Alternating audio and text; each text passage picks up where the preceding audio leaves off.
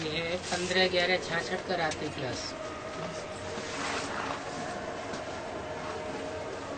बच्चे प्रोजेक्टर पर भी सर्विस कर सकते हो। पहले इसमें भी है त्रिमूर्ति।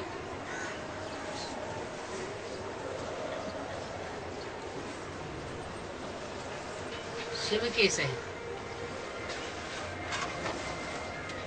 शिव किसका नाम है?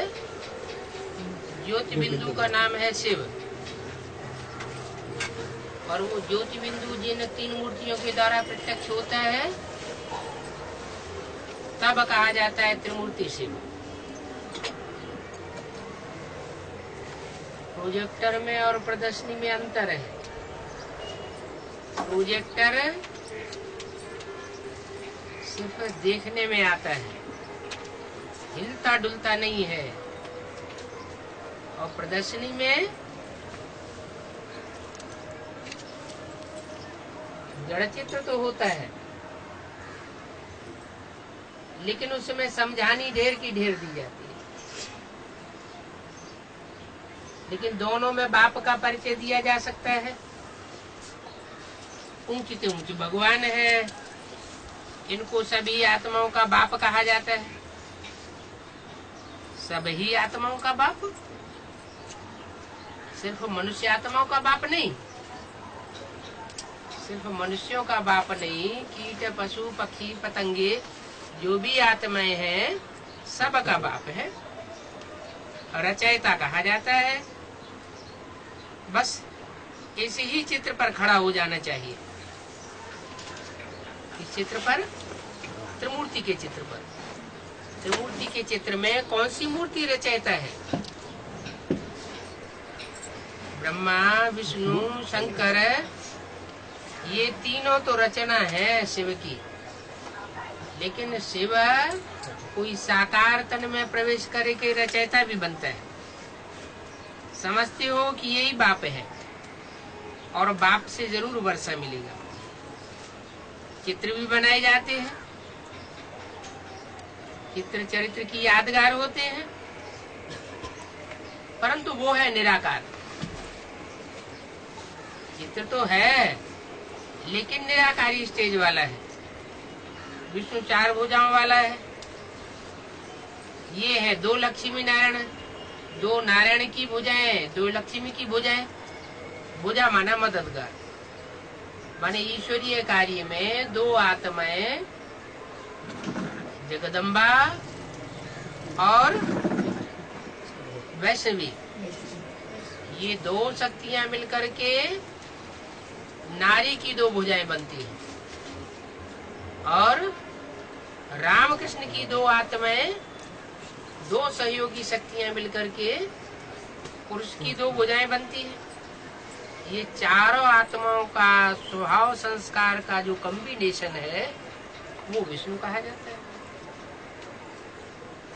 तो ये 2 हैं लक्ष्मी नारायण। कौन कौन से? सतयुग के लक्ष्मी नारायण और संगम युग के लक्ष्मी नारायण। इन लक्ष्मी नारायण की राजधानी की स्थापना बाप करते हैं। बाप नई दुनिया की स्थापना करते हैं। कौन सा बाप? सुप्रीम सोल बाप जब साकार में आते हैं तब नई दुनिया की स्थापना करते हैं। निराकार होने के कारण स्थापना कैसे करें? बिंदु थोड़े ही स्थापना करेगी, तो ब्रह्मा द्वारा कराते हैं। ब्रह्मा द्वारा नई दुनिया की स्थापना कराते हैं और शंकर द्वारा पुरानी दुनिया का विनाश कराते हैं। ब्रह्मा के बच्चे ब्राह्मण हैं। इसमें कृष्ण का नाम है ही नहीं, कृष्ण की तो बात ही नहीं। पहले ये पक्का समझाना चाहिए कि वो ही बाप है, कृष्ण तो बच्चा है।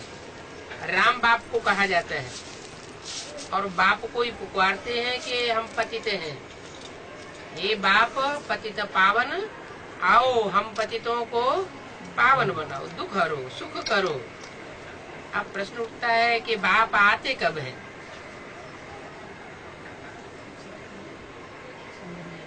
कब आते हैं? जब जरूरत होगी तभी आवेंगे ना। सत्युग में तो है ही सत्य का युग, सुख शांति होती है। जहाँ सत्य है वहां तो जरूर सत्य धाम होगा, सुख धाम होगा, और जहाँ झूठ होता है वहां दुख धाम होता है। तो सतयुग से एकदम दुख धाम नहीं होता है। सतयुग के बाद फिर सेमी सुख, जिसे कहते हैं त्रेता, सुख थोड़ा कम हो जाता है, दो कला कम हो जाती है। द्वापर में द्वैत शुरू होता है, दो दो बातें शुरू हो जाती हैं। दूसरा धर्म पिता आया इब्राहिम। पहले तो एक ही सनातन देवी देवता धर्म था सतयुग त्रेता में। तो एक धर्म था, एक राज्य था, एक भाषा थी, एक मत था, तो सुख ही सुख था। एकता में सुख है और अनेकता में दुख हो जाता है। तो द्वापर युग से द्वैत शुरू होता है। द्वैत माने दो दो बातें, दो दो धर्म, दो दो राज्य, दो दो भाषाएं, दो दो मतें, तो आपस में झगड़ा शुरू होता है। पहले झगड़ा कम होता है, थोड़ा होता है, और बाद में धीरे धीरे जैसे जैसे धर्मों की संख्या बढ़ती जाती है वैसे वैसे आपस में झगड़े फसाद बढ़ते जाते हैं। बढ़ते बढ़ते कलयुग आ जाता है। कलयुग में क्या होता है? कलह, कलेश। कलह माने लड़ाई झगड़ा। जब बहुत मतांतर बढ़ता है तो बहुत लड़ाई झगड़ा, हिंदू मुसलमान सिख ईसाई सब आपस में लड़ पड़ते हैं। तो बाप तब ही आते हैं जब दुनिया का पूरा पतन हो जाता है। लौकिक दुनिया में भी बाप होता है तो क्या नए मकान को गिरा देता है? नहीं। मकान जब पुराना होता है, टूटता फूटता है, उसमें रहते नहीं बनता है, बच्चों को बहुत तकलीफ हो जाती है, तो फिर बाप नया मकान बनाते हैं। ये भी सृष्टि रूपी मकान है। बाप आकर के जब ये मकान बहुत पुराना हो जाता है, सतो प्रधान से सतो सामान्य रजो और तमो हो जाता है, बहुत तामसी हो जाता है, बहुत दुखी बच्चे हो जाते हैं, तो आकर के इसको नया बनाता है। तो बाप जरूर नरक की दुनिया में आवेंगे और नरक को आकर के क्या बनावेंगे? स्वर्ग बनावेंगे। स्वर्ग की स्थापना करनी होगी तभी आवेंगे।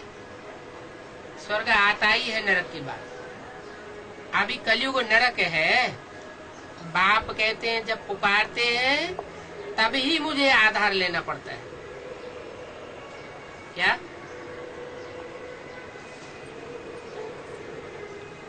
बहुत जोर से कब पुकारते हैं? कलयुग के अंत में जब अंग्रेजों का राज्य होता है तो भारतवासी स्वतंत्रता के लिए बहुत पुकारते हैं,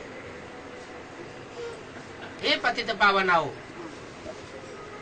है राम राज्य लाओ। तो मुझे आधार लेना पड़ता है। सो फिर यह लिया है, जो आधार अभी लिया है वो है प्रजापिता। और प्रजापिता यहाँ ही चाहिए। कहाँ? इस सृष्टि पर। ब्रह्मा तो सूक्ष्म वतनवासी हो सकता है, लेकिन प्रजापिता सूक्ष्म वतनवासी नहीं हो। प्रजापिता जब तक इस सृष्टि पर प्रजा है तब तक प्रजापिता है। ब्रह्मा सूक्ष्म वतनवासी हो सकता है। सूक्ष्म वतनवासी ब्रह्मा में शिव बाप नहीं आते। तो सूक्ष्म वतन में तो फरिश्ताएं रहते हैं। फरिश्ताएं पवित्र होते हैं या अपवित्र होते हैं? उनका तो फर्श की दुनिया वालों से कोई रिश्ता ही नहीं। उनको कहते हैं फरिश्ता। तो फरिश्ताएं तो पवित्र होते हैं। पवित्र में परमात्मा को आने की दरकार नहीं है। तो प्रजापिता इस सृष्टि पर होता है आदि से लेकर के अंत तक। सृष्टि की आदि में जब से प्रजा रची गई, ब्राह्मण सो देवता बनते हैं ना, और देवताओं की राजधानी चलती है। राजधानी चलेगी तो प्रजा भी होगी, राजा भी होगा। तो जब से लेकर सृष्टि पर राजाई की शुरुआत हुई तब से लेकर प्रजापिता इस सृष्टि पर ही होता है और अंत तक इस सृष्टि पर रहता है। एक दिन भी वो कम पार्ट नहीं बजाता। कहते हैं कि अंत के जन्म में मैं प्रवेश करता हूँ। बहुत जन्मों के अंत 84वां जन्म, और उसके भी अंत में माना जब 60 साल था सन 36 में 84वां जन्म था तो प्रवेश किया, और उस समय प्रवेश होकर के प्रत्यक्ष नहीं हुआ। प्रत्यक्ष नहीं हुआ तो आया ना आया बराबर हो गया। फिर वही प्रजापिता ब्रह्मा जब 100 साल पूरे होते हैं, 60 साल 36 में और 4 साल और ऐड 40 साल और ऐड किए तो 76 आता है। 76 में उसके 84 जन्म का भी अंत होता है, तब मैं आता हूँ। बहुत जन्मों के अंत के भी अंत में, तो बहुत जन्मों का अंत हुआ सन 36 में 60 साल की उम्र में, और 60 साल में 40 साल ब्रह्मा के और ऐड किए, क्योंकि 100 साल ब्रह्मा की आयु गाई जाती है। शास्त्रों में भी लिखा है ब्रह्मा की आयु 100 साल, ब्रह्मा की एज 100 साल, तो 60 साल में 40 इयर्स और ऐड किए तो 100 इयर्स हुआ, और 100 इयर्स होते हैं 76 में। तो 76 में ब्राह्मणों की दुनिया में बाप का प्रत्यक्षता वर्ष मनाया गया। ये बाप का प्रत्यक्षता वर्ष जब मनाया गया, तब बहुत जन्मों के अंत के भी अंत का जन्म माना, आखिरी 84वें जन्म का भी 100 साल पूरा होता है, तब मैं आता हूँ। ये नंबर 1 सो ही फिर लास्ट में है। क्या कहा? झाड़ के चित्र में क्या है? झाड़ के चित्र में नीचे प्रजापिता और जगदम्बा बैठी हुई को रखा है। झाड़ का प्रजापिता और जगदम्बा बैठी हुई, ब्रह्मा का चित्र रखा हुआ है। उस समय तो प्रजापिता था नहीं देखने में, इसलिए ब्रह्मा का चित्र रख दिया, ताकि पता चले कि ये टाइटलधारी ब्रह्मा है, ओरिजिनल प्रजापिता ब्रह्मा नहीं है। यही प्रजापिता ब्रह्मा जन्म मरण के चक्र में आते आते अंत में जाकर के फिर खड़ा हुआ। तो जो आज में सो अंत में, बाकी ब्रह्मा की बात ही नहीं। ब्रह्मा तो 69 में 18 जनवरी को शरीर छोड़ गए, अब वो अंत में खड़े होने वाले नहीं है। क्या अगर खड़े भी होते हैं तो प्रजापिता माना राम वाली आत्मा के तन में प्रवेश होकर के उनको खड़ा होना। तो इसमें ही प्रवेश करके मैं नॉलेज दे रहा हूँ। ब्रह्मा वो तो है ही सूक्ष्म वतनवासी, प्रजापिता सूक्ष्म वतनवासी नहीं होता है। सूक्ष्म वतन में ब्रह्मा और इस सृष्टि पर प्रजापिता, तो यहाँ भी तो प्रजापिता चाहिए ना। कहाँ? इस सृष्टि पर ब्रह्मा द्वारा स्थापना, फिर वो ही पालना करेंगे, नाम रूप फिर भूल जाते हैं, लक्ष्मी नारायण बन जाते हैं। वो तो तुम भी प्रजापिता ब्रह्मा के ही बच्चे हैं। समझाते समय क्या कहना चाहिए? जिसको समझाते हैं उनको भी कहे तुम भी प्रजापिता ब्रह्मा के बच्चे हो, लेकिन तुम अभी जानते नहीं हो। हम जानते हैं, तुम नहीं जानते हो। कलयुग के बाद सतयुग की स्थापना तो यहाँ ही होगी। मनुष्य से देवता, देवता से क्षत्रिय, क्षत्रिय से वैश्य, वैश्य से शूद्र बनते हैं। अब शूद्र से ब्राह्मण बनने हैं। इन बातों से फिर उनको पक्का हो जाएगा कि बरोबर हम तमो प्रधान से सतो प्रधान बनते हैं। इस ज्ञान से ही बन सकते हैं, और सतो प्रधान बनने का कोई दूसरा रास्ता नहीं। उनको निश्चय हो जाए। हिंदुओं का है ही आदि सनातन देवी देवता धर्म। ऐसे ऐसे एक ही चित्र अच्छी तरह समझाना है। इस समय नई दुनिया की स्थापना हो रही है, हुई नहीं है, हो रही है। हमको तो जो बाप सुनाते हैं वही हम तुमको सुनाते हैं।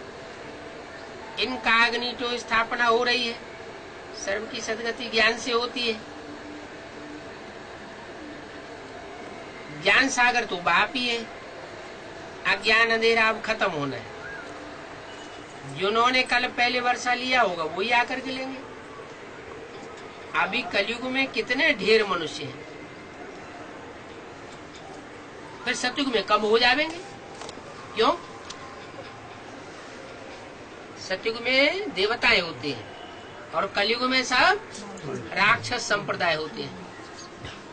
तो अच्छों की संख्या ज्यादा होगी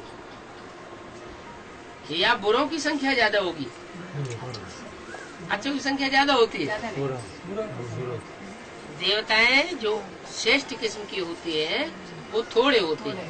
देवताई स्वभाव के थोड़े होते हैं और दुष्ट स्वभाव के बहुत होते हैं। राम संप्रदाय थोड़े और रावण संप्रदाय ढेर के ढेर होते हैं। ऐसे ही कौरव यादव ढेर के ढेर होते हैं और पांडव थोड़े होते हैं। तो सतयुग में सत्य का युग होता है। सत्य बोलने वाले, सत्य पर चलने वाले दुनिया में बहुत थोड़े निकलते हैं। आज की दुनिया झूठ खंड है। झूठ खंड में 500-700 करोड़ की आबादी और 500-700 करोड़ की आबादी में सारे ही झूठे। सच्चों का पता ही नहीं लगता कहाँ चले गए। अब बाप आकर के सचखंड की स्थापना कर रहे हैं। 500-700 करोड़ की दुनिया में से सच्ची सच्ची आत्माओं को, सोने जैसी आत्माओं को उठा करके इकट्ठा कर रहे हैं। उनकी स्थापना हो रही है। सतयुग में सब कम हो जाएंगे। आज की दुनिया में जो ढेर के ढेर मनुष्य हैं वो सतयुग में नहीं रहेंगे। सच्चे रहेंगे और झूठे खलास हो जाएंगे। ये सब मूसल वही है जो महाभारत विलास में गाए हुए हैं। कहते हैं यादवों के पेट में से मूसल निकले। वो शास्त्रकार और पंडित लोग तो समझाते हैं कि इस पेट में से मूसल निकले।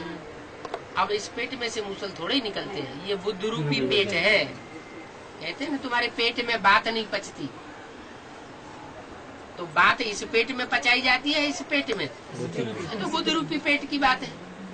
तो वो बुद्धि में से वो मिसाइल से निकले हैं। एटम बम, एटम बम इस पेट से बनाए जाते हैं या इससे बनाए जाते हैं? बुद्ध रूपी पेट से बनाए जाते हैं।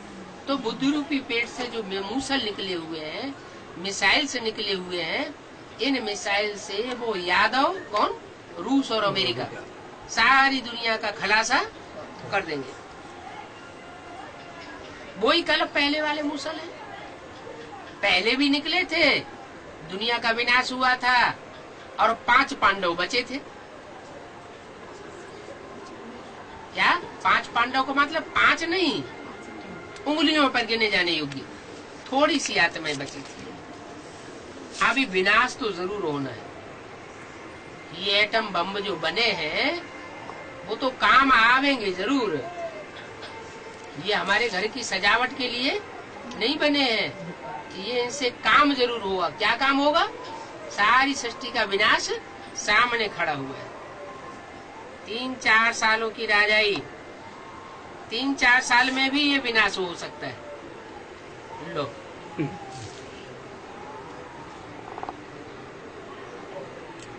भावी है। छाछटे में बोल दिया क्या? 3-4 साल में भी विनाश हो सकता है। कहाँ हुआ 3-4 साल में विनाश? ये तो 66 की वाणी है। 4 साल में सन 70 आवेगा, तो सन 70 में विनाश कहाँ होता है? लेकिन सकता है, हो सकता है माना कोई जरूरी नहीं है। कलयुग में, कलयुग के बाद सतयुग तो आवेगा ना। बाप ही ये ज्ञान देकर राजा ही देते। फिर इस ज्ञान की दरकार नहीं है। चक्र दिखलाए कर फिर सीढ़ी पर ले आकर के 84 जन्म देखो दिखाना चाहिए कि देखो हम ऐसे लेते हैं। ये चक्र बाप के डायरेक्शन पर बनाया गया। जो सृष्टि चक्र है वो सृष्टि चक्र है। बाप ने संदेशियों को डायरेक्शन दिया, ध्यान में जाओ। संदेशियां ध्यान में जाती थी, ध्यान में जाकर के नीचे आती थी तो फिर बनवाती थी, चित्रकार बनाते थे, बाप उनका करेक्शन कराते थे ब्रह्मा के द्वारा। तो ये चक्र बाप के डायरेक्शन से बनाया है। अब फिर हम पावन ऐसे बनेंगे। ड्रामा को भी समझाना है। अभी 84 जन्म हमारा पूरा होता है, 84 का चक्र पूरा होता है। अब तो सबको वापस जाना है। क्या 84 का चक्र पूरा हो तो सब आत्माएं वापस जाएं, फिर नए सिरे से शुरुआत होती है। 84 के चक्र के बाद सब आत्माएं वापस तो इकट्ठी जाती हैं, लेकिन जब इस सृष्टि पर आती है तो श्रेष्ठ आत्माएं पहले आती है और भ्रष्ट आत्माएं बाद में आती है। श्रेष्ठ आत्माएं पहले आकर के सुखी सृष्टि का सुख भोगेंगी, और जो दुष्ट आत्माएं हैं वो दुष्टों की दुनिया में, नारकीय दुनिया में बाद में आती है। जाना तो सबको वापस है, फिर आना है एक एक करके। पतित पावन बाप को याद करने से विकर्म विनाश होंगे। क्या कोई मनुष्य मात्र को याद करने से पाप कर्म भस्म नहीं होंगे। एक ही पतितों को पावन बनाने वाला है। क्यों? एक ही क्यों है, 2-4 क्यों नहीं? रामकृष्ण भी हो जाते पतितों को पावन बनाने वाले, 2-4 क्यों नहीं है?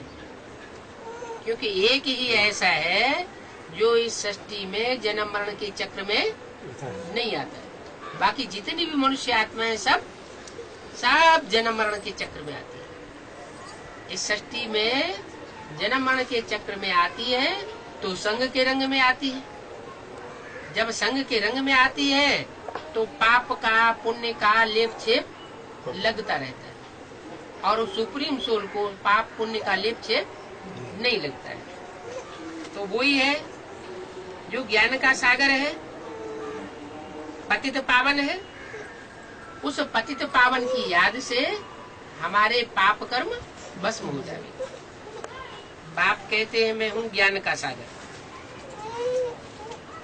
लिबरेटर। बाकी साथ साथ सब भक्ति मार्ग की है। ये भक्ति समाप्त होने के बाद ही ज्ञान पाते हो। भक्ति किससे आती है? भक्ति आती है रावण से, द्वापर युग से। जब द्वैत शुरू होता है, दो बातें शुरू होती है तो भक्ति शुरू होती है। भक्ति में होती है अंधश्रद्धा। मंदिरों में जाते हैं, घंट बजाते हैं, पत्थरों की मूर्तियों की पूजा करते हैं, ये पता ही नहीं ये कौन है, कब हुई थी, आगा पीछा कुछ भी नहीं। तो जहाँ बुद्धि अप्लाई नहीं होती, बुद्धि से काम नहीं लिया जाता, उसको कहते हैं भक्ति मार्ग। बाप तो बुद्धिमानों की बुद्धि है, वो तो आकर के सारा ज्ञान बुद्धि के संगत सुनाते हैं। बुद्धि से हर बात समझाई जाती है, समझी जाती है। तो मुख्य बात बाप कहते हैं कि मुझे याद करो तो पति से पावन बनेगा। कहते हैं क्या? बाप कहते हैं। और किसके द्वारा कहते हैं? ब्रह्मा द्वारा। अगर ब्रह्मा द्वारा कहते हैं तो ब्रह्मा का तो शरीर छूट गया। ब्रह्मा शरीर छूट गया, खुद ही शरीर छूटा, तो दूसरों का भी उसको याद करने से क्या हाल होगा? जो याद करेंगे उनका भी शरीर छूट जाएगा। गुरुओं को चेले लोग याद करते हैं। ढेर के ढेर गुरु है ना संसार में, उन ढेर के ढेर गुरुओं को उनके चेले याद करते हैं। गुरु मर जाते हैं तो चेले भी क्या होता है? चेले भी मर जाते हैं। और हमको याद किसको करना है? हमको याद करना है अमरनाथ। अमर जो कभी मरता ही नहीं, उसको मरते हुए कोई देखता ही नहीं। माने जिस मुकर्रर रथ में परमात्मा शिव प्रवेश करते हैं, उसको कोई शरीर छोड़ते हुए, मरते हुए नहीं देखता। वो अजर अमर अविनाशी कहा जाता है। ऐसे नहीं तो कोई ऐसा भी शरीरधारी है इस दुनिया में जो कभी मरता ही नहीं है, एक ही शरीर रहता है, 84 जन्म लेता ही नहीं। नहीं, जो शरीर लेगा उसकी मृत्यु तो जरूर होती है, लेकिन उसको कोई मरते हुए देखता नहीं है। इसलिए ये शास्त्रों में गायन कर दिया है कि शंकर जी का जन्म और मृत्यु नहीं होती। तो बोला मुख्य बात है, बाप कहते हैं मुझ पतित पावन को याद करो। मैं पतित पावन क्यों हूँ? क्योंकि मैं जिस तन में प्रवेश करता हूँ वो अजर अमर विनाशी है। किस हिसाब से? बेहद में भी। हद में क्या है? हद में तो शरीर की मौत होती है, और बेहद में, बेहद में अनिश्चय बैठता है। जब अनिश्चय हुआ जैसे मृत्यु हो गई, और निश्चय बैठा कि ये हमारा बाप है, तो जैसे कि जन्म हो गया। तो ये ज्ञान का जन्म है। ज्ञान में जिनका जन्म होता है वो अपने बेहद के बाप को, परमपिता परमात्मा बाप को पहचान लेते हैं। पहचान लेते हैं माना निश्चय हो गया, निश्चय बुद्धि विजयते। और अनिश्चय हो गया माना मर गया। तो यहाँ घड़ी घड़ी मरना और घड़ी घड़ी जीना बच्चों का चलता रहता है। सबसे ज्यादा जन्म और मृत्यु किसका होता है इस दुनिया में? सबसे ज्यादा मृत्यु और सबसे ज्यादा जन्म पाने वाली आत्मा कौन सी है? ब्रह्मा। ब्रह्मा जो है वो सतयुग में जाके बच्चा बनेगा। सतयुग के आदि में पहले पहले जन्म कौन लेगा? ब्रह्मा की सोल। तो जो पहले जन्म लेती है वो जन्म भी जास्ती लेगी, जो जन्म जास्ती लेगी वो मृत्यु भी जास्ती होगी। लेकिन जिससे जन्म लेना है उसका जन्म मृत्यु नहीं गाया जाता। वही परमपिता परमात्मा है, अमरनाथ कहा जाता है। उसी से हम पति से पावन बनते हैं, उसके अलावा और कोई रास्ता नहीं है। तो सीढ़ी पर भी समझाना चाहिए, पहले राम राज्य होता है? सीढ़ी में, सीढ़ी के चित्र में हम समझाते हैं तो वहाँ पहले राम राज्य है कि नारायण का राज्य है? नारायण है। नारायण का राज्य, राम राज्य कहाँ होता है? सीढ़ी में जब हम समझाएंगे तो सबसे पहले जब समझाएंगे तो वहाँ राम राज्य होता है या नारायण राज्य होता है? अरे सीढ़ी में देखो, सीढ़ी में नारायण का राज्य है या राम राज्य है? नारायण का राज्य। तो राम राज्य क्यों कह दिया? त्रेता युग में राम राज्य होता है, और सतयुग में राम राज्य कहाँ होता है? हाँ, सतयुग का जो आदि का पहला जन्म है, जहाँ राधा कृष्ण का जन्म होगा, वो तो बाद में जन्म लेंगे। लेकिन राधा कृष्ण को जन्म कौन देगा? जो जन्म देने वाली है वो ही राम वाली आत्मा है। तो राम वाली आत्मा तो बाप हो गई ना, किसका? पहले पत्ते का। जो पहले पत्ते का बाप वो सारी सृष्टि का बाप हो जाता है। और उस पहले पत्ते की राजाई स्थापन कौन करता है? उसका बाप ही तो स्थापन करता है। तो जो बाप स्थापन करता है वो राम वाली आत्मा। इसलिए कहा जाता है पतित पावन सीताराम। राम का नाम दिया जाता है, सर्व का सदगति दाता राम। तो पहले राम राज्य होता है, फिर रावण राज्य होता है। ऐसे नहीं कि त्रेता में ही राम राज्य होता है। सतयुग में भी किसका स्थापन किया हुआ राज्य है? स्थापन किसने किया? राम के द्वारा स्थापन। रावण राज्य हो जाता है। फिर अभी ये रावण की पुरी है, इसे कंसपुरी भी कह सकते हैं। रावणपुरी और कंसपुरी। प्रोजेक्टर एक ही दिन नहीं, लगातार 3-4 रोज दिखाना चाहिए। कहना चाहिए कि तुम कल फिर आवेंगे तो फिर कल हम और तुमको बहुत अच्छी बातें सुनाएंगे। नए नए को तो फिर सुना ही नहीं सकते। कार्ड में लिखना चाहिए कि 3 रोज वो ही आवे, क्योंकि हम 3 दिन नंबरवार समझावेंगे। वो ही आवेंगे तो बहुत फायदा उठा सकेंगे। बल थोड़े आवे जो भी है वो भी अच्छा है। जो भी आवे वो सवाल जवाब भी पूछ सकेंगे। ऐसे ऐसे करके देखो, सवाल जवाब अगर कोई करते हैं तो उसमें घबराना नहीं चाहिए। जो भी सवाल करते हैं उन सवालों का जवाब देना चाहिए। जल्दी जल्दी में कुछ नहीं हो सकता है। बाप की बात तो बुद्धि में अच्छी तरह से बिठाई देना चाहिए। क्या कि तुम्हारा बाप कौन है? वो शरीर का बाप तो वो तो 84 जन्मों में 84 बाप अलग अलग हो गए। वो तो हद के बाप है, उनसे हद का वर्षा मिलता है। एक जन्म का वर्षा मिलेगा, वो भी वर्षा काम में आवे या ना आवे। लेकिन ये तो 84 जन्मों का बाप है, जन्म जन्मांतर का बाप है। तुम्हारी आत्मा का बाप है, शरीर का बाप नहीं है। तो बाप की बात तो बुद्धि में अच्छी तरह से बिठाई दो। ना समझने वाला, जो समझने वाला नहीं होगा वो दूसरे दिन आवेगा ही। बाकी थोड़े रहेंगे। फिर कैसे कैसे धर्मों की स्थापना होती है वो भी समझाना चाहिए। फिर बाद में विनाश आदि के चित्रों पर समझाओ। अभी तुम ही जानती हो कि वो सब भक्ति मार्ग की सामग्री है। शर्म का सतगति दाता एक ही है।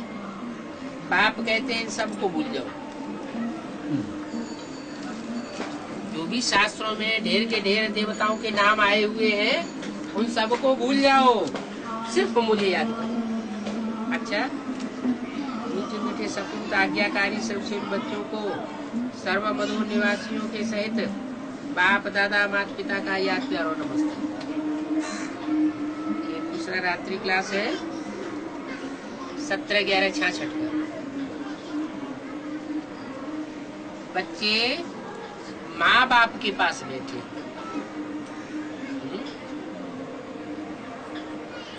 माँ बाप के पास कौन बैठते हैं?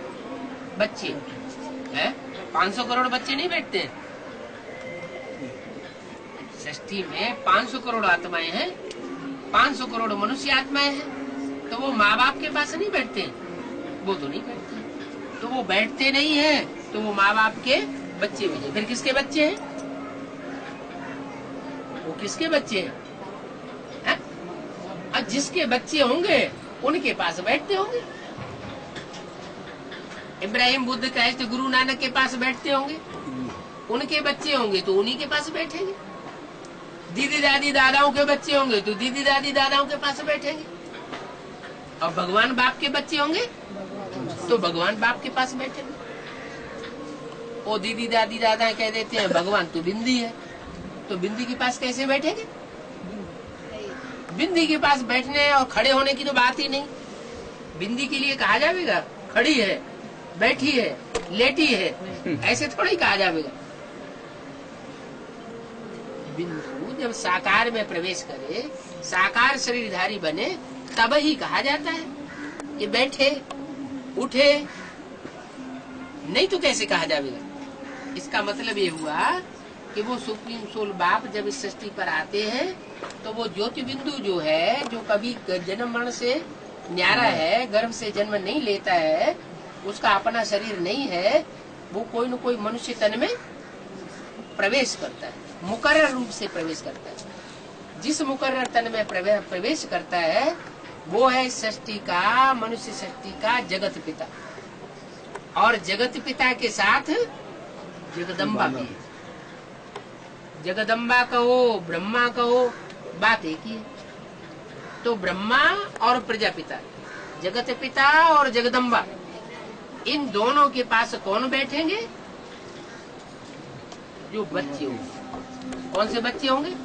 पहले जन्म के बच्चे होंगे, या दूसरे चौथे 8वें जन्म के बच्चे होंगे, 61वें जन्म के बच्चे होंगे, या 84वें जन्म के बच्चे होंगे? कौन से बच्चे पास में बैठेंगे? जो पहले जन्म के बच्चे होंगे वो ही पास बैठेंगे। जो पहले जन्म के नहीं होंगे, दूसरे जन्म में आकर के परम नाम से नीचे उतरेंगे, वो पास में बैठेंगे। बैठेंगे तो आज बैठेंगे, कल भाग जावे, तो वो तो बच्चे ही नहीं हुए। बच्चे वो हैं जो आदि से लेकर के अंत तक बाप के पास बैठे हो। जानते हैं बच्चे कि हम ऐसे ही 5000 वर्ष पहले भी ऐसे ही पारलौकिक बाप के पास बैठे हुए थे। 5000 साल पहले भी बैठे थे और अभी भी बैठे। यहाँ आते ही हैं बाप दादा के पास, पत्र भी लिखते हैं, शिव बाबा, केयर ऑफ ब्रह्मा बाबा। क्या बाप किसे कहा जाता है और दादा किसे कहा जाता है? बाप कहा जाता है शिव बाप को। शिव बाप जिस साकार राम बाप में प्रवेश करते हैं तो कहा जाता है शिव बाबा, वो हमारा बाप हो गया। और दादा कौन? सृष्टि रूपी वृक्ष में जो पहला पत्ता है, पहले जन्म लेता है नई सृष्टि में, सती की सृष्टि में, वो हमारा बड़ा भाई है ब्रह्मा। दादा लेखराज, कृष्ण की सोल।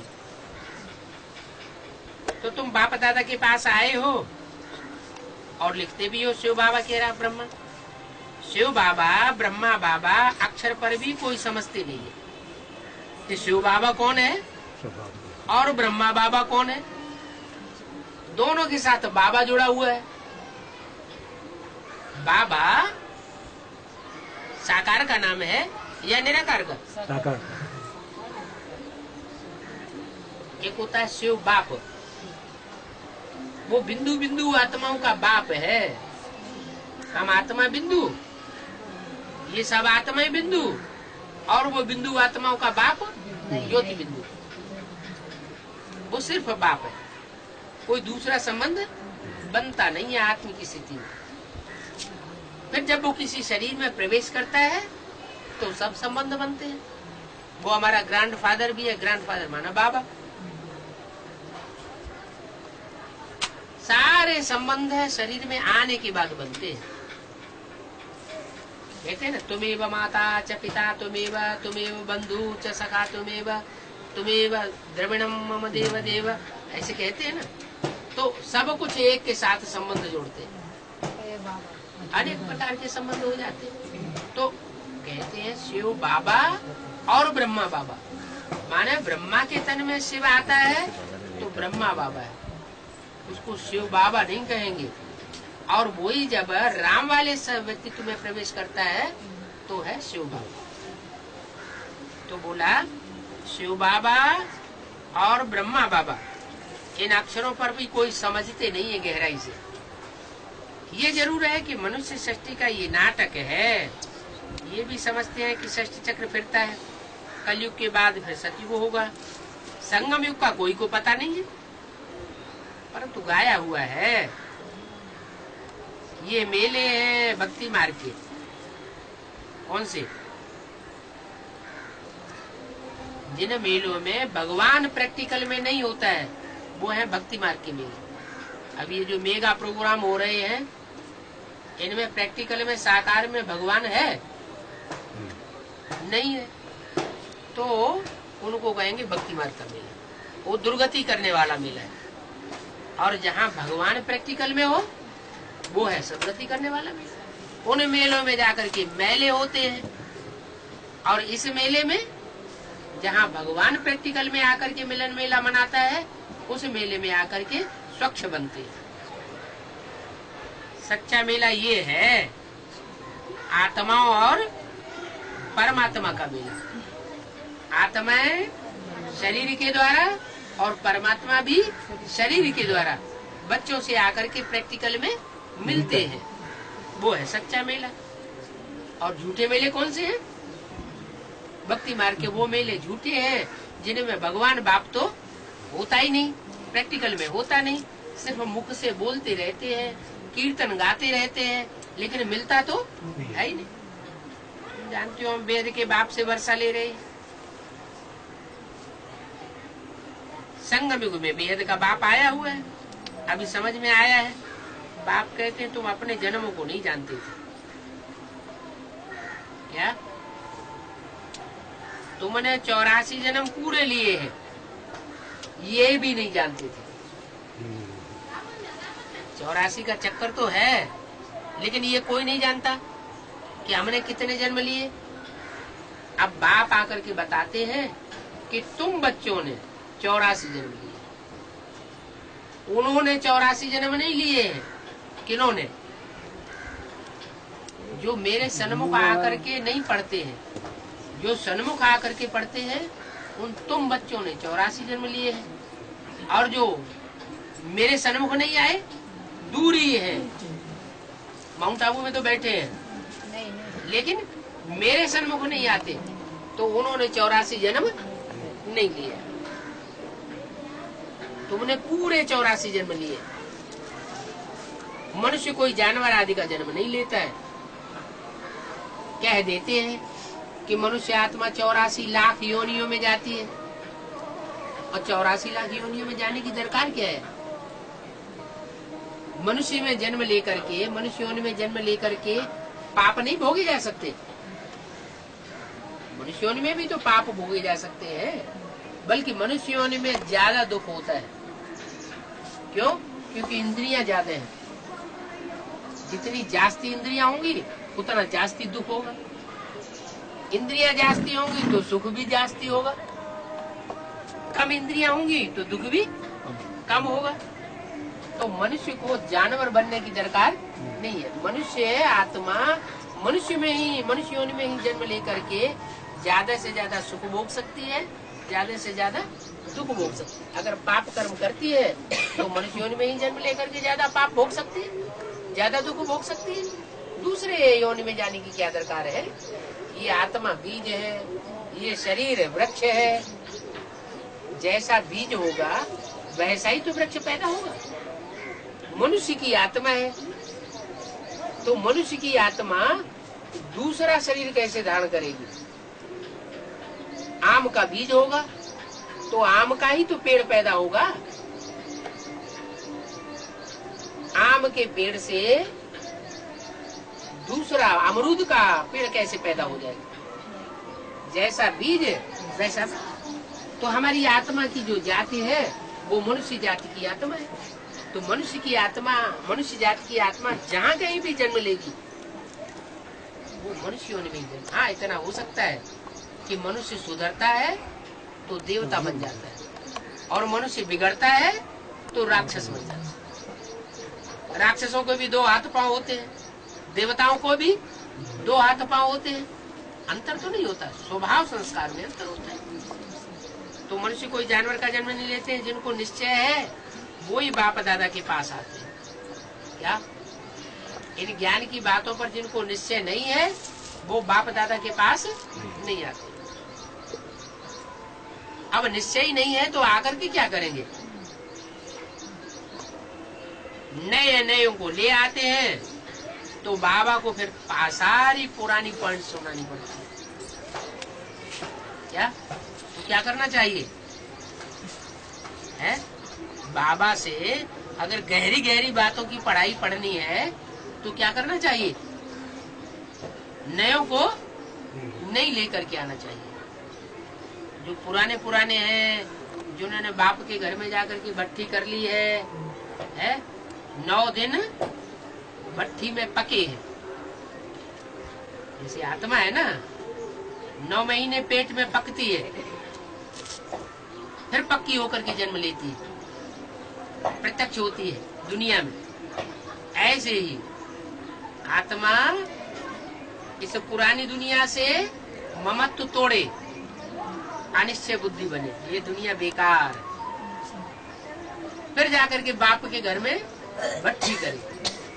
जब भट्ठी करती है तो बाहर की दुनिया से कनेक्शन तोड़ दिया जाता है। गर्भ में भी आत्मा पकती है तो बाहर की दुनिया से कनेक्शन रहता है या टूट जाता है? बाहर की दुनिया से कनेक्शन टूट जाता है। यहाँ भी ऐसे ही है। जब भट्ठी करने जाते हैं बाप के घर में तो बाहर की दुनिया का कोई कनेक्शन नहीं, फोन भी नहीं कर सकते, लेटर भी नहीं लिख सकते, घर में से बाहर भी नहीं निकालने दिया जाता। वहीं खाना, वहीं पीना, वहीं सोना, वहीं आपस में बातचीत करना, बाहर की दुनिया से बातचीत भी नहीं कर सकते। तो दुनिया से कनेक्शन कट गया। ऐसी दुनिया में 9 दिन रहते हैं, तब परिपक्व होकर के निश्चय बुद्धि बाप के बच्चे बन जाते हैं। तो ऐसे ऐसे जो पुराने पुराने बच्चे हैं उनको बाप के सामने लाना चाहिए, नयो नयो को नहीं लाना चाहिए। नया नयो को लाते रहेंगे तो फिर वही पॉइंट पुरानी पुरानी बाप को रिपीट करनी पड़ती है और फिर तुम्हारा टाइम वेस्ट हो जाता है। पुराने बच्चे नई पॉइंट समझ ही नहीं सकेंगे। भक्ति मार्ग में दो बाप होते हैं, क्या? एक लौकिक बाप और दूसरा पारलौकिक बाप। आत्मा को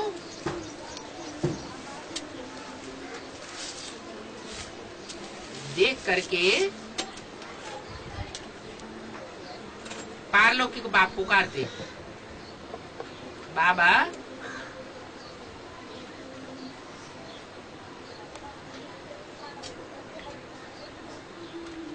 पारलौकिक बाप को कब पुकारते हैं? जब आत्मा दुखी होती है तो पारलौकिक बाप को पुकारती है, लौकिक बाप को नहीं पुकारते। क्यों? क्योंकि पारलौकिक बाप ही सुख का वर्षा देता है, पारलौकिक बाप दुख का वर्षा नहीं देता। तो दुनिया में जब किसी के ऊपर दुख पड़ता है, भले 84 जन्म लिए हैं आत्मा ने, लेकिन लौकिक बाप को कोई पुकारता नहीं है। जब दुखी होंगे तो किसको पुकारेंगे? राम बाप को, हे राम, हे भगवान कह के पुकारते हैं ना। क्यों? लौकिक बाप को क्यों नहीं पुकारते? लौकिक बाप से भी तो वर्षा मिलता है, हाँ दुख में है। लौकिक बाप को क्यों नहीं पुकारते? क्योंकि लौकिक बाप दुख दूर करने वाला नहीं होता है। इस दुनिया में, इस सृष्टि में जब पारलौकिक बाप आते हैं तब ही सारी दुनिया के दुख दूर होते हैं। लौकिक बाप में इतनी ताकत ही नहीं, इतनी दम ही नहीं जो किसी के दुख दूर कर सके बच्चों के। तो बोला आत्मा को दुख होने पर पारलौकिक बाप को ही पुकारते हैं, बाबा हमारे दुख हरो। सतयुग में एक ही लौकिक बाप होता है और गॉड फादर को तो याद नहीं करते हैं। गायन है दुख में सुमिरन सब करे, सुख में करे न कोई। तुम जानते हो कि अब बाप संपूर्ण सुख देने आया है। क्या बाप काहे के लिए आया है? 14 कला सुख देने के लिए नहीं आया है। कौन सा सुख देने के लिए आया है? 16 कला संपूर्ण, संपूर्ण सुख है। तुमको संपूर्ण सुखी बना करके जावेगा। कब? जब तुम एक बाप के बन करके रहे। अगर बाप को बीच में छोड़ दिया, अनिश्चय बुद्धि हो गए और दूसरों की बात मानने लग पड़े, तो गारंटी नहीं है कि तुम संपूर्ण सुखी होंगे। संपूर्ण सुख है विश्व का मालिक बनना। क्या? वहां उस नई दुनिया में सब विश्व के मालिक है। बच्चा होगा वो भी क्या कहेगा? ये सारा विश्व हमारा है। बाप का बच्चा होगा वो भी कहेगा ये सारा विश्व हमारा है। और बच्चे वहां होते हैं सारी प्रजा, सारी प्रजा कहेगी ये सारी दुनिया हमारी है। यथा राजा तथा प्रजा, इससे ऊपर कुछ होता नहीं है। संपूर्ण है ही लक्ष्मी नारायण। चित्र में भी लिखा हुआ है बाप के नीचे विष्णु, इसलिए महिमा भी पहले है। पहले फूल शिव बाबा, फिर युगल दाना लक्ष्मी नारायण। इन बातों को किसी को कुछ पता नहीं है। ये है ही सारी अनुभव की बातें। जो बाबा के साथ मददगार हैं, बहुत सर्विस करते हैं, वो ही माला में पिरोए जाते हैं। क्या? कौन कौन सी बातें? एक तो बाप के साथ बाप की सेवा में मददगार बने, ज्यादा मददगार बनेंगे वो माला में आएंगे। दूसरी बात, जो ज्यादा सर्विसेबल होंगे वो माला में आवेंगे। ब्राह्मणों की माला नहीं बन सकती। क्यों? ब्राह्मणों की क्यों नहीं बनती? ब्राह्मण जब संपूर्ण बनते हैं तो उनकी माला बनती है। ब्राह्मण अधूरे हैं तो माला नहीं बन सकती। क्यों नहीं बन सकती? क्योंकि उनकी स्थिति ऊपर नीचे होती है। अभी अभी निश्चय बुद्धि, अभी अभी अनिश्चय बुद्धि। भक्ति मार्ग की है भक्ति माला। फिर ज्ञान में है 2 मालाएं, एक विजय माला और दूसरी रुद्र माला, जिसे रुंड माला कहते हैं। ये मुंड और ये रुंड। रुंड माना ये धड़, ये सारा शरीर, पांव से लेकर के यहाँ तक, ये रुंड माला। और ये मुंड माला। तो मुंड माला कहो या उसे रुद्र माला कहो। शंकर जी के गले में, महाकाली के गले में कौन सी माला दिखाते हैं? ये हिस्सा होता है या ये हिस्सा होता है? ऊपर का हिस्सा होता है, मुंड माला होती है। तो वो मुंड माला है जिन्होंने अकल से काम लिया है, उनकी माला। प्लानिंग पार्टी जिसे बाबा ने बोला है, उनकी बुद्धि बहुत तीक्ष्ण रही। बुद्धि कहाँ होती है? यहाँ होती है या यहाँ होती है? जो यहाँ होती है ऊपर होती है। तो जिन्होंने बुद्धि से काम लिया उनकी है मुंड माला, और जिन्होंने दिल से काम लिया, शरीर से काम लिया, उनकी है रुंड माला। पहले पहले रुद्र शिव बाबा के गले का हार बनते हैं। क्या शिव बाबा के गले का हार कौन बनते हैं? मुंड माला वाले, जिन्होंने अपने बुद्धि का उपयोग ज्यादा किया, माने ज्ञान को समझा है। अगर ज्ञान को कोई समझे ही नहीं तो दूसरों को समझा भी नहीं सकता। सुनाने से सिर्फ कोई फायदा नहीं। गीता का पाठ सुनाई दिया, रामायण का पाठ सुनाई दिया और समझा कुछ भी नहीं, कुछ फायदा होगा? जैसे ब्रह्मा बाबा जब तक जीवित रहे तो मुरली सुनी सबने, अभी भी सुन रहे हैं मुरली, लेकिन मुरली सुनी तो, लेकिन उसका अर्थ गहराई तक नहीं समझा। जब अर्थ ही नहीं समझा तो सुनना न सुनना बराबर हो गया। इसलिए कहते हैं कि तुम्हारी है रुद्रमाला, वो रुद्रमाला शिव बाबा के गले का हार बनती है। शिव बाबा को गला होता है? शिव को गला नहीं होता, लेकिन शिव बाबा को गला होता है। शिव बाबा माना साकार, निराकार और साकार का मेल, तो उसको गला है। गले में आकर के वो बच्चे लटकते भी है, ऐसे करके मिलते हैं ना, है? हाँ, तो शिव बाबा होगा तो मिलेगा भी। निराकार कैसे मिलेगी? बिंदु तो मिल न सके। तो पहले पहले रुद्र शिव बाबा के गले का हार बनते हैं, जो कि साकार के संग में आते हैं। क्या कहा? रुद्रमाला कौन बनेगी?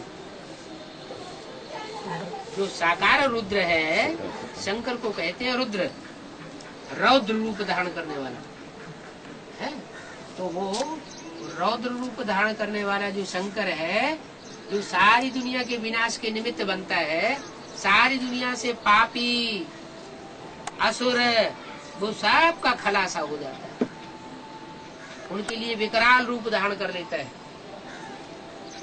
तो पहले पहले रुद्र शिव बाबा के गले का हार बनते हैं, जो कि साकार के संग में आते हैं। बच्चे बातें तुम बेहद की सुनते हो, फिर जब तुम आवेंगे तो फिर ये भी बातें सुनेंगे। जिनको अब सुनाते हैं वो ही फिर कल अब बात सुनेंगे। अब जो तुम सुनते हो वो फिर प्रायः लोप हो जाएगा। जो भी ज्ञान हम अभी सुन रहे हैं, फिर जब सतयुगी नई सृष्टि आवेगी, राधा कृष्ण जैसे बच्चे जब पैदा होंगे तो ये ज्ञान खलास हो जाएगा। कैसे खलास हो जाएगा? खलास कैसे हो जाएगा? जैसे इस दुनिया में भी कोई किसी का बड़ा एक्सीडेंट हो जाता है तो क्या होता है? बुद्धि में से स्मृति गायब हो जाती है। तो वो तो छोटे छोटे एक्सीडेंट होते हैं, और अभी तो सारी दुनिया का एकदम विनाश होना है। सारी दुनिया में एटम बम फटेंगे और बहुत बड़ा एक्सीडेंट हो जाएगा, तो कुछ याद रहेगा क्या? कुछ नहीं याद रहेगा। तो नई दुनिया जब आवेगी कुछ याद नहीं रहेगा। अभी ज्ञान का विस्तार कर सकते हैं, अभी ज्ञान की बातों से हम अपने 84 जन्मों को भी जान सकते हैं कि हमने इस षष्ठी रूपी रंगमंच पर हमारी आत्मा ने ये कैसे कैसे ये 84 चोले बदले, कब कहाँ कैसा जन्म लिया, कब देवता का जन्म लिया, कब क्षत्रिय का जन्म लिया, कब वैश्यों का जन्म लिया, कब शूद्र का जन्म लिया, कौन कौन से हिस्ट्री में हमने पार्ट बजाए वो भी पता पड़ेगा। तुम बेहद की बातें सुनते हो, अभी तुमको सारी बेहद की बातें सुनाते हो। जो तुम अभी सुनते हो प्रायलोप हो जाएगा, फिर इस समय ऐसे ही सुनावेगा। ये ज्ञान है मनुष्य से देवता बनने का। इसका अहम ऑब्जेक्ट क्या है? अहम ऑब्जेक्ट है मनुष्यों को देवी देवता बनाना। तुम परमपिता परमात्मा के स्टूडेंट हो क्या? दीदी दादी दादाओं के स्टूडेंट नहीं हो? नहीं है नहीं। वो दीदी दादी दादा है, वो तो साकार शरीर है, वो पढ़ाती हैं, जिनको पढ़ाती हैं वो उनके स्टूडेंट। और हम किसके स्टूडेंट?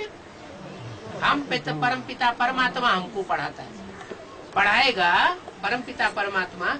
तो मुख से पढ़ाएगा या ऊपर से आवाज आएगी?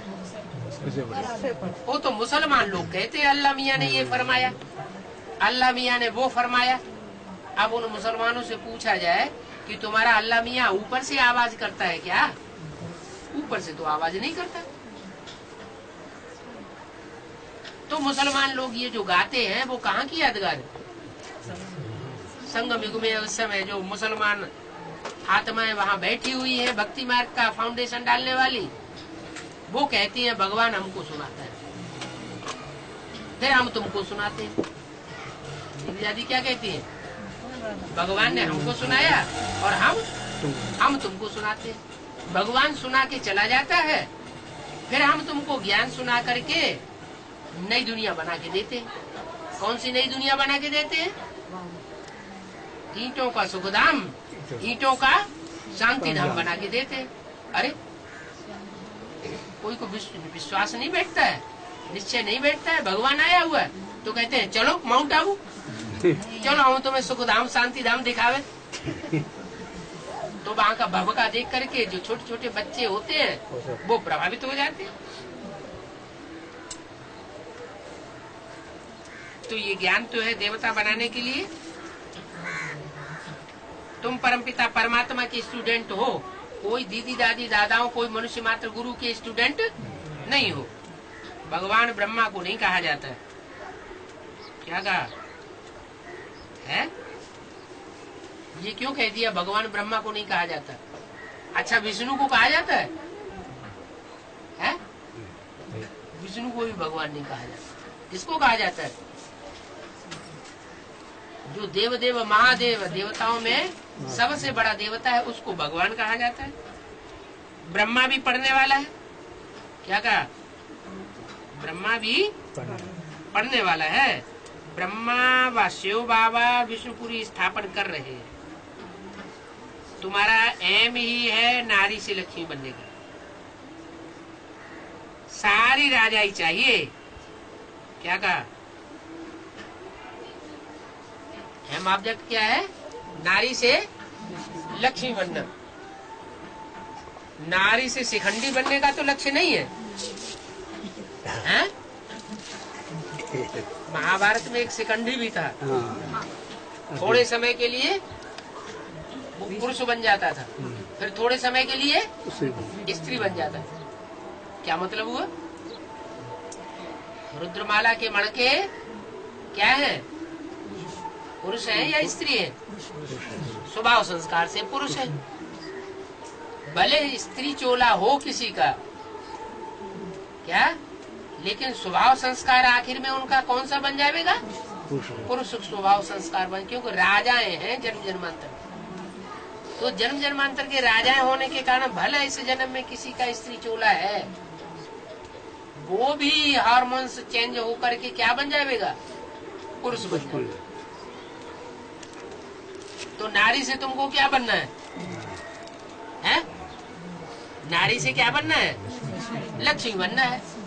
तो नारी से लक्ष्मी बनना है और बन जाए पुरुष, तो लक्ष्य पूरा हुआ? फिर तो लक्ष्य पूरा नहीं हुआ। तो क्या करना है? हैं? नारी से नारायण बनना है। नारी से नारायण कैसे बन जाएंगे? है? नारी से नारायण जैसे बन जाएंगे तो बात तो गलत हो गई। बाबा क्या कहते हैं? तुमको नारी से क्या बनना है? लक्ष्मी बनना है। और नर से नारायण बनना है। तब तुमको सारी राजाई मिलेगी। क्या कहा? जो नारी से लक्ष्मी बनेंगे उनको सारे विश्व की राजाई मिलेगी। और नारी से अगर पुरुष बन गए तो सारे विश्व की राजाई नहीं मिलेगी। ओम शांति।